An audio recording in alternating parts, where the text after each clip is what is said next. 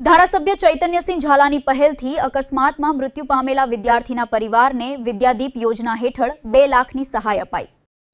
પાદરા વિધાનસભા મત વિસ્તારમાં આવેલા હિંગલોડ ગામમાં ગત વર્ષે 19 જુલાઈ 2025ના રોજ બનેલી દુઃખદ માર્ગ અકસ્માતની ઘટનામાં ધોરણ 4માં અભ્યાસ કરતા પરમાર હર્ષિલ છોટુભાઈનું કરુણ અવસાન થવા પામ્યું હતું।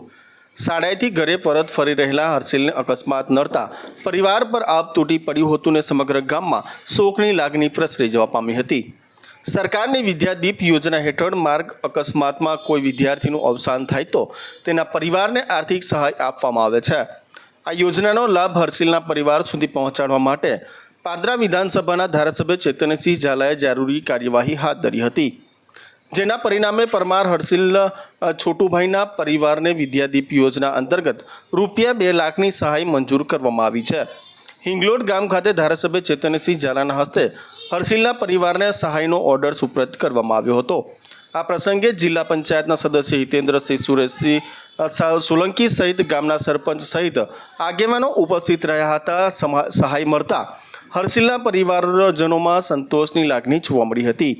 પરિવારે સરકાર તેમજ ધારાસભ્ય ચૈતન્યસિંહ ઝાલાનો આભાર વ્યક્ત કરી માનવતાભર્યા પ્રયાસોની પ્રશંસા કરવામાં આવી હતી।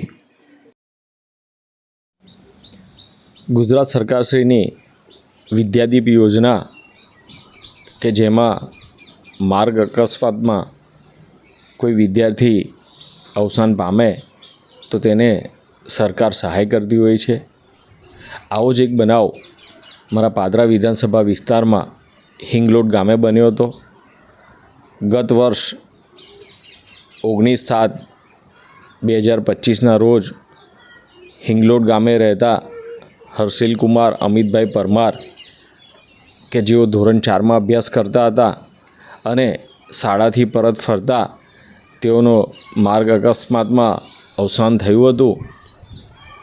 આ અવસાન માટે પરિવારે એમનો દીકરો ખોયો છે અને તેમને સાંત્વના પાઠવી હતી। સાથે જ ગુજરાત સરકારશ્રીની વિદ્યાદીપ યોજના હેઠળ તેમની અરજી અને દરખાસ્ત કરી હતી કે જે આજે મંજૂર થઈને આવી છે અને ગુજરાત સરકારશ્રી દ્વારા રૂપિયા 2 લાખની સહાય એ હર્ષિલ કુમારના પરિવારજનોને કરવામાં આવી છે। આજરોજ તેનો હુકમ હું તેમના પરિવારને આપવા માટે આવ્યો છું અને સરકારશ્રીની જે મદદ છે તે તેમને આજે તેમના પિતા અમિતભાઈ સુધી પહોંચાડી છે।